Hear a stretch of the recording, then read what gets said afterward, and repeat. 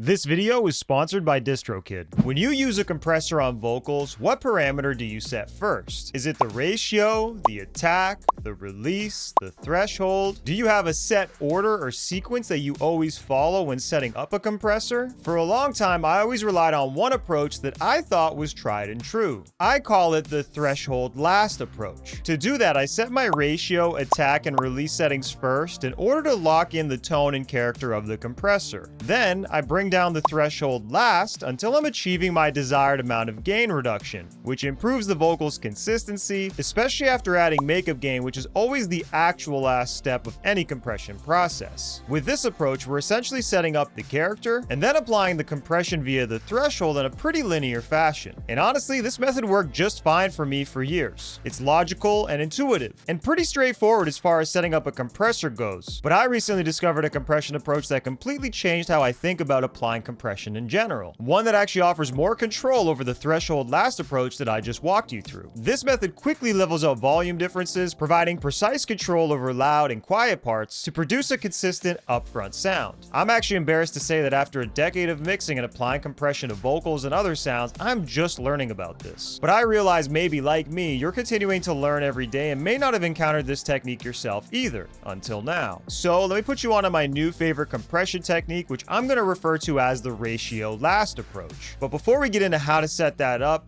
I need to put you onto something else first. If you're learning techniques like the one I'm about to show you to improve the quality of your music, chances are you take your music pretty seriously. And that's why it's important to release your music through a trusted distribution partner like the sponsor of today's video, DistroKid. With their user-friendly distribution platform available on desktop and mobile, getting your music onto all the major streaming services is easy. But they do more than just distribute your music to stores faster than other distributors. They also give you access to useful tools and features like Instant Share. Whether it's hefty audio files, album artwork, or important documents, DistroKid members can securely store and share up to 1 GB worth of files for free. I often use it to send mixes and instructional videos like this one to clients, and honestly just about anything else that's too big to send as an email attachment. It's super simple to use, but let me show you how it works. Sign up for DistroKid if you haven't already, or log into your account. Upload your files, customize your settings including the password and self-destruct timer, and then copy, paste, and send your file link wherever you please. It's that simple. Get access to Instant Share today by signing up for DistroKid. You could save 7% off your first year by using my link down in the description below. Thank you to DistroKid for sponsoring this video, and now, back to the content. Now, the key difference here is with the threshold last approach, the threshold determines when the compressor begins reducing gain. This can allow us to selectively compress only the loud peaks if we want, providing more control over which parts of the process are affected by the compression. With a ratio last approach, however, the threshold is set in such a way that it almost consistently or constantly is triggering the compression. Then we use a ratio to determine how much gain reduction takes place, which evens out the volume consistently across the whole performance rather than just during the loudest peaks. In other words, it's no longer a matter of when, it's a matter of how much. Therefore, if your goal is to maintain maximum control over a vocal's dynamics, the differences between the loud and quiet moments, then the ratio last approach is the ideal solution. However, if your goal is to simply reduce the loud peaks selectively, then you'll likely want to stick to the threshold last approach as I mentioned earlier, but I digress. I've set up this example here which you can see has some significant volume fluctuations in the performance, with some moments being clear and audible, potentially even too loud at times, and others being much quieter, even drowned out at times, and therefore much harder to hear. Let's play this in its raw state to see what it sounds like. Tell me, is this real or am I wasting time?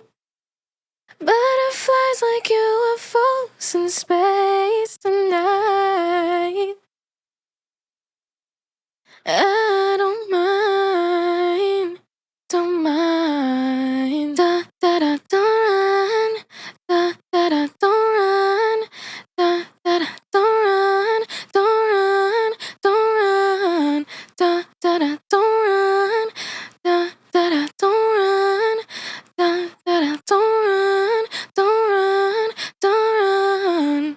You can clearly hear the variations in volume throughout the performance, which can be evened out through some strategic compression. Let's enable our compressor and explore how to apply this ratio last approach. To get the most from this process, you should use a compressor with a variable ratio control that lets you make finer ratio adjustments, like the Waves Renaissance compressor, the FabFilter Pro C2, the SoftTube TubeTech CL1B, or the plugin that I'm going to be using for this demonstration being the Waves C1 compressor. This plugin is going to be particularly helpful due to the built-in compression curve display, which will visually illustrate how the compressor is altering the signal's dynamics. Now, unlike the previous method, with the ratio last approach, we're going to start by setting our threshold first. Our goal is going to be to set the threshold low enough so that it constantly triggers the compression on the vocal. Typically, this is at least minus 20 dB, although it may need to be lower depending on the vocal's average level. In other words, what's the lowest point we could set the threshold so that the vocal level is passing it fairly consistently, regardless of if it's a loud peak or a quieter moment, but without it being too extreme and flattening everything aggressively. So let's try it out on this vocal. Tell me, is this real or am I wasting time? Butterflies like UFOs in space tonight. I don't mind, don't mind. Da da da, don't run. Da da da, don't run. Da da da, don't run. Don't run, don't run. Da da da, don't run. Da da da, don't run. Da da da, don't run.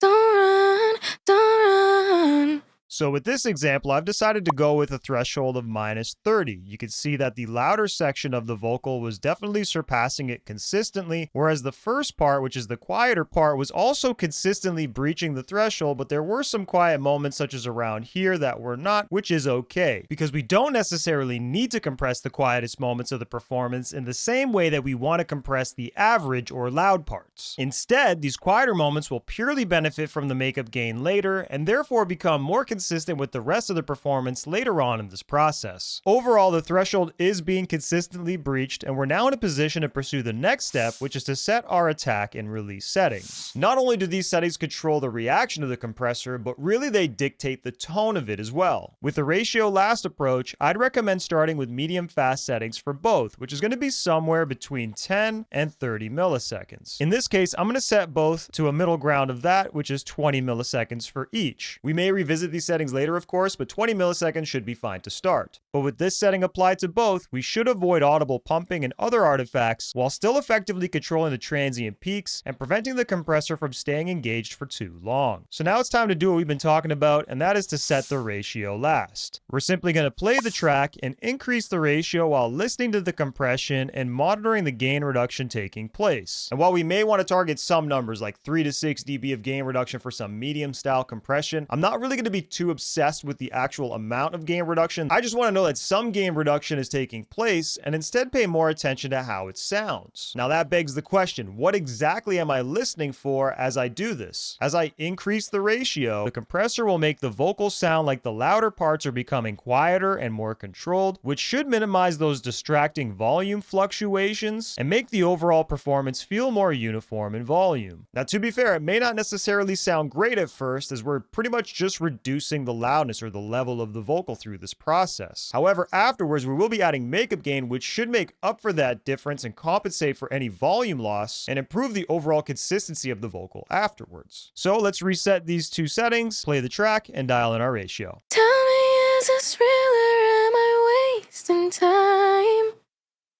Butterflies like UFOs in space tonight. I don't mind, don't mind. Da da da, don't run. Da da da, don't run. Da da da, don't run. Don't run, don't run.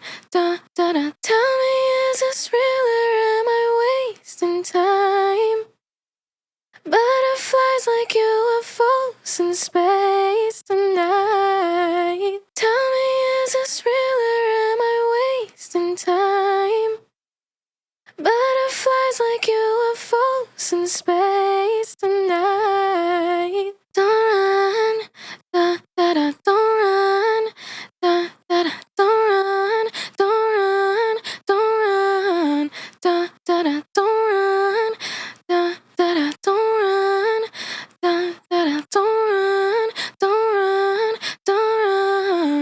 Notice as I increased the ratio, more gain reduction was produced and more control is ultimately being exerted over the signal. As I mentioned earlier, it doesn't necessarily sound great because it's purely reducing the volume. So right now, let's add some makeup gain to compensate for the gain reduction and produce an overall more consistent sound. Judging by the gain reduction meter, we're losing somewhere between 8 to 10 dB on the louder moments and significantly less during the quieter moments, perhaps around 2 or 3 dB. And even though we're losing upwards of 10 dB, let's say, even though I could add enough makeup gain to compensate for that, that's probably going to be too much. So instead, I'm going to find the average gain reduction, I would say, so that way the volume is roughly matched to where it was before we started. And as a bonus, this will purely benefit the first part, which is obviously significantly quieter, but that's okay. By doing this, we're ultimately going to bridge the gap between these two sections, making the second part a little bit quieter, but fairly matched to where it was, and allowing the first part to ultimately benefit from this gain, come up in volume, and become a little bit louder and more present, and therefore more consistent. For that reason, we're going to set this by paying attention to the second louder part of the performance, and then afterwards I'll put the first part in so we can hear the full thing and make sure that we've made the right decision. Da da da don't run,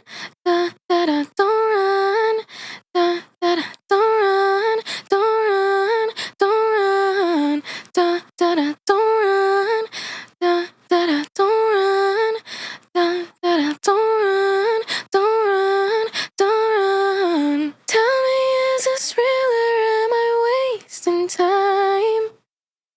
Butterflies like UFOs in space tonight. Tell me, is this real or am I wasting time?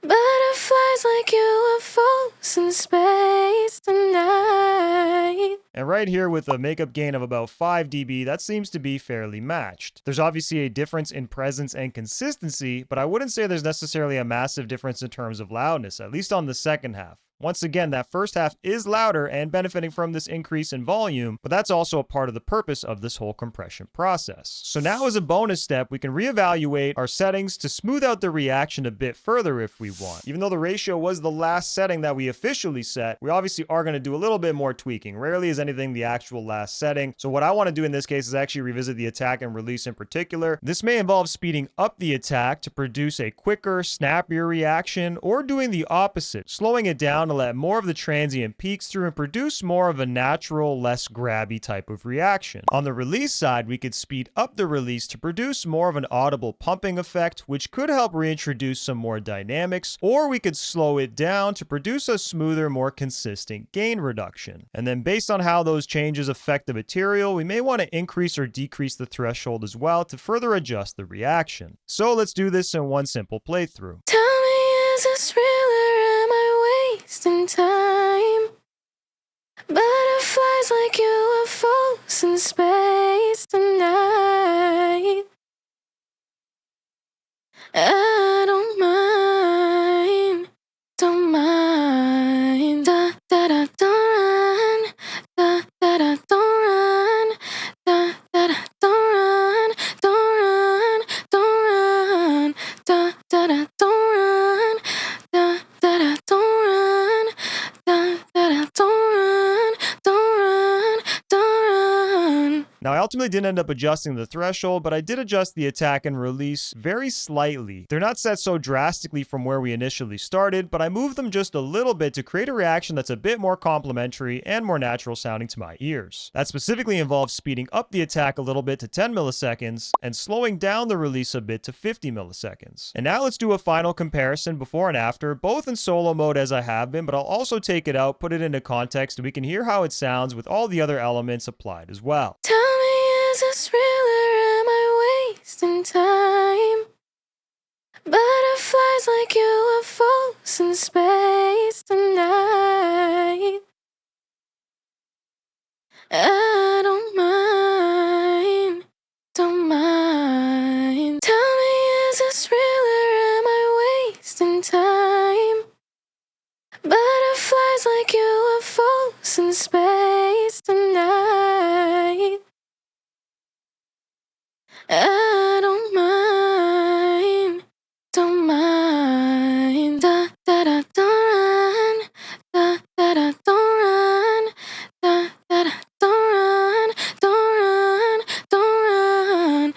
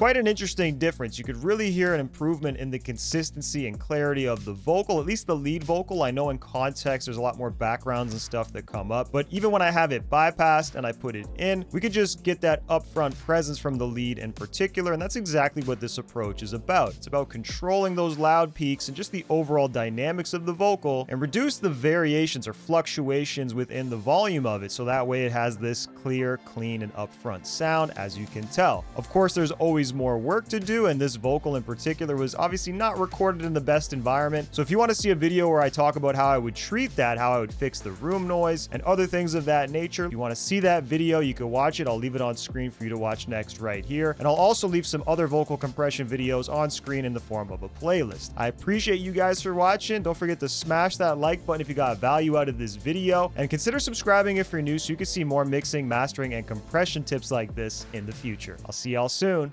Peace. 5